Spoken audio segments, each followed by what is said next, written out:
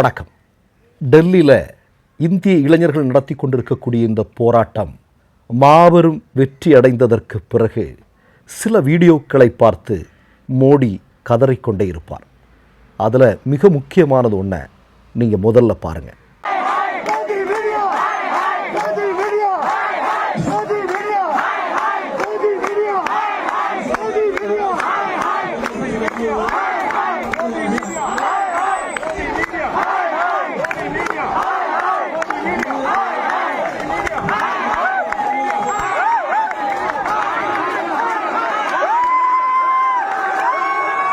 ஜந்தர் மந்தரில் மோடியினுடைய அடிமை ஊடகங்கள் சென்றிருக்கிறார்கள். அவர்களை ஓட ஓட விரட்டி அடித்திருக்கக்கூடிய நம்முடைய நாட்டு இளைஞர்களுடைய காட்சியை தான் நீங்கள் பார்த்தீங்க. வளைகுடா மண்ணில் 80க்கும் அதிகமான ஐரோப்பிய கம்பெனிகள் கலந்து கொண்ட சிறந்த ஆர்கிடெக்ட் போட்டியில் ரைசிங் ஸ்டார் பட்டம் வென்ற சாதனை தமிழர் நவீத் முகமது அப்துல் ரஹ்மான். இது மட்டுமல்ல, இந்திய மக்கள் ஒருபோதும் மறக்காமல் இருக்கக்கூடிய சில பதிவுகளையும் நான் இந்த நேரத்தில் பேச விரும்புகிறேன். உங்களுக்கு நல்லா தெரியும், ஆம் ஆத்மி கட்சியினுடைய சஞ்சய் சிங் என்று சொல்லக்கூடிய ஒரு பாராளுமன்ற உறுப்பினர் சிஜேபி என்று சொல்லக்கூடிய காக்ரோச் ஜனதா பார்ட்டிக்கும் இந்தியாவில் இருக்கக்கூடிய இளைஞர்களுக்கும் ஆதரவாக பாராளுமன்றத்தினுடைய வாசலில் கோபாவேசமாக பேசியிருக்கக்கூடிய வீடியோ அப்படிங்கிறது நிச்சயமாக வரலாற்றில் என்றைக்கும் இடம் பிடித்திருக்கும்.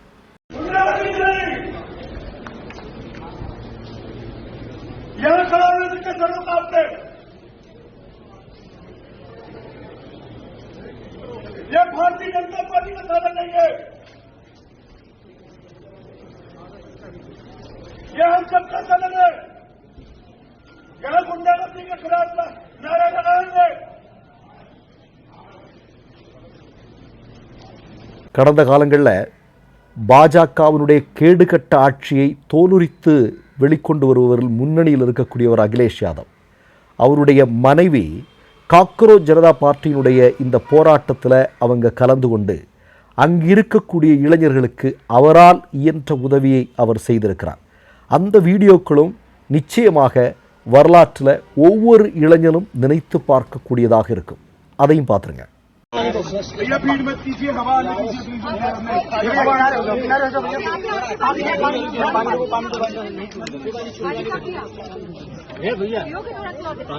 मैं बच्चे को छाती पे डंडा मारा, छाती पे डंडा लाठी मारी है बच्चे को. अभी थोड़ा तो जाइएगा, दिक्कत हो जाएगी ज्यादा. वो थोड़ा पिलाई ज्यादा पीने दिक्कत नहीं करेगा. थोड़ा पानी नुकसान करता है, अभी बस नुकसान कर देगा.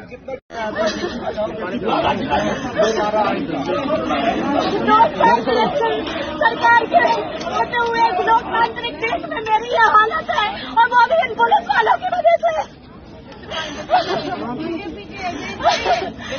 पानी पी लो, you be able to speak, ठीक है?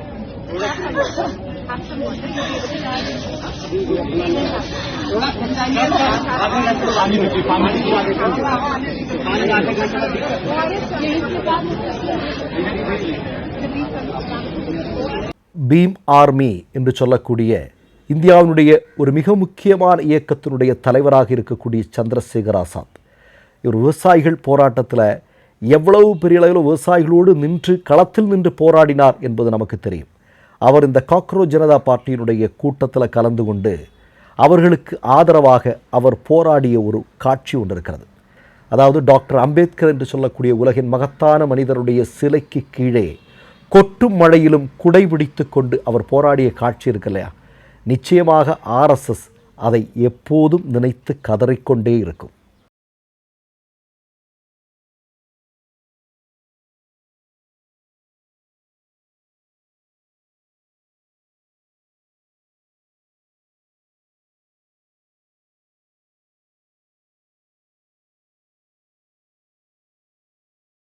இது மட்டுமல்ல, சொல்லுவதற்கு ஏராளமாக இருக்கிறது. முக்கியமான ஒன்றை சொல்கிறேன். இப்போது சினிமாவில் நம்ம ஹீரோக்களை எல்லாம் பார்க்குறோம், ஆனால் அவங்க எல்லாம் ஜீரோ அப்படிங்கிறது இந்த போராட்டம் நடக்கும் இது நமக்கு எல்லாருக்கும் தெரிஞ்சுது. நசுதீன் ஷா, அதே மாதிரி நீங்கள் பார்த்தீங்க அப்படின்னா ஆலியா பட், அதே மாதிரி ரேவதி, வெற்றிமாறன், கமல்ஹாசன், இப்படி சில பேர் மட்டும்தான் இந்த போராட்டத்திற்கு பகிரங்கமாக தங்களுடைய ஆதரவை தெரிவித்திருக்கிறார்கள். இதில் மிக முக்கியமானவர் யார் அப்படின்னா பிரகாஷ் ராஜ். அவர் இந்த போராட்டம் துவங்கிய நாள் முதலே அந்த மாணவர்களோடு அவர் உட்கார்ந்து அந்த போராட்டத்திற்காக தன்னை ஈடுபடுத்தி கொண்ட காட்சி என்பது உண்மையிலேயே திரையில் தோன்றுபவர்கள் அல்ல ஹீரோ, உண்மையில் இவர்கள்தான் ஹீரோ என்பதை மறுபடியும் அவர் நிரூபித்து கொண்டிருக்கிறார். ஒரு சின்ன விஷயத்தை மட்டும் சொல்கிறேன். அதாவது மாணவர்களை வந்து ஒரு வாகனத்தில் ஏற்றிட்டு போகிறாங்க. அந்த இடத்துல போலீஸ்காரன் வரான், அவர்களை தாக்குவதற்காக முயற்சி செய்கிறார்கள். அப்போது அந்த இடத்துல வந்து பிரகாஷ்ராஜ் முன்னணியில் வந்து நிற்கிறார். இப்போ சினிமாவில் தான் நம்ம பார்ப்போம் இல்லையா? இப்போ சினிமாவில் நீங்கள் அஜித், விஜய், இப்போ இந்த மாதிரி நிறைய நடிகர்கள் எல்லாம் தெரியும். அவங்கெல்லாம் இந்த பெரிய முக்கியமான சிக்கல்களும் முன்னாடி வந்து மக்களை காப்பாற்றுற மாதிரி இருக்கும். ஆனால் நிஜத்தில் பிரகாஷ்ராஜ் மாதிரியான ஒரு மனிதர் முன்னாடி நின்று அதை பார்த்தபோது, அந்த காட்சியெல்லாம் பார்த்தபோது நிச்சயமாக நம்ம என்ன சொல்ல வேண்டியது இருக்குன்னா, ஒரு மிகப்பெரிய நம்பிக்கை இல்லையா? இந்தியா என்று சொல்லக்கூடிய நாடு அவ்வளவு சீக்கிரமெல்லாம் சங்கபரிவார கும்பலிடம் அடிபணிந்து போகாது. அதிலிருந்து இந்திய மக்களை மீட்டெடுப்பதற்கு இதுபோன்ற மனிதர்களெல்லாம் துணிச்சலோடு களத்தில் நிற்கிறார்கள் என்பது மீண்டும் மீண்டும் புரிய வைத்துக் கொண்டிருக்கிறார்கள். இறுதியாக நான் சில பெயர்களை சொல்ல விரும்புகிறேன். உங்களுக்கு நல்லா தெரியும், பெரிய சம்பளத்தில் வேலை செஞ்சுட்டு இருந்த நபர். அவர் அந்த வேலை செஞ்சுட்டு சந்தோஷமாக அவர் வாழ்ந்துட்டு இருக்கலாம்.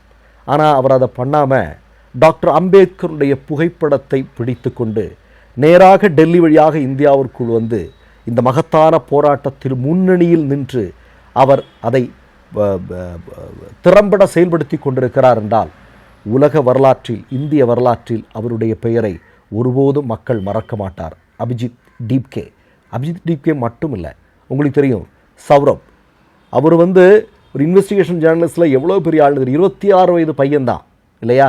பாஜகவினுடைய RSS சங்க பரிவாரங்களுடைய பித்தலாங்கிட்டங்களை எல்லாம் கேரவன் மாதிரியான மிக முக்கியமான இதழ்களின் வழியாக அம்பலப்படுத்திய ஒரு இளைஞன் இல்லையா? அந்த சௌரப் தாஸ் என்று சொல்லக்கூடிய இளைஞன் இன்னைக்கு முன்னணியில் நின்று இவர்களை எதிர்த்து கொண்டிருக்கிறார். நீங்கள் என்ன வேணாலும் பண்ணுங்கள், உங்கள் கையில் அதிகாரம் இருக்குது, ஆயுதங்கள் இருக்குது. எங்கள் கைகளில் மூவர்ண கொடி இருக்கிறது. எங்களுடைய கைகளில் அம்பேத்கர் இருக்கிறார், பகத்சிங் இருக்கிறார், காந்தி இருக்கிறார்.